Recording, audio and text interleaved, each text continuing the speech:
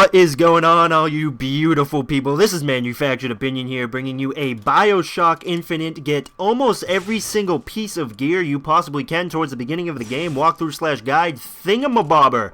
And this is how professional my channel is. I say walkthrough/guide thingamabobber.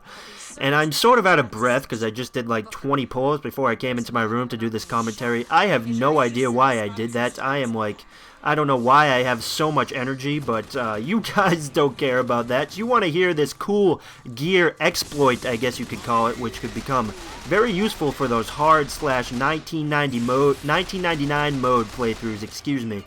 With the hard difficulty isn't really that hard, but that is a topic for a different video. So, what you're going to want to do is after you exit the Hall of Heroes, when you get your Shock Jockey Vigor, this will be your encounter with Slate. After you finish that part, you're going to need to head back to Soldier's Field to follow the main storyline.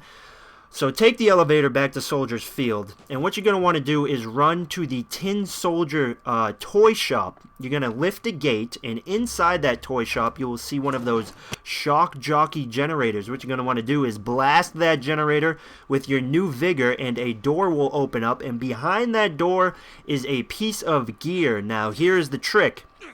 If you run all the way back to the interior of the Hall of Heroes and then run all the way back to this toy shop location, a new piece of gear will be behind that door. So you will be essentially just farming gear as much as possible. Now it does take quite a bit of time, and enemies do respawn from time to time, so it may take you 5 or 6 minutes to go back to the Hall of Heroes, come back. You can run past some of the enemies, which makes it a little bit easier, but depending on what difficulty you're on, it may take longer.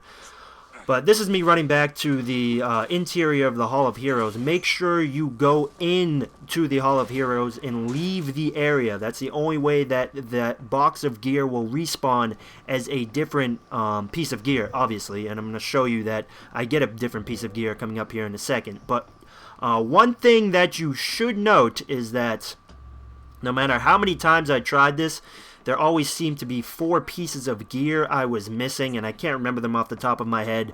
But eventually, when I came back here, the box was just empty, and there was no more gear left inside of it.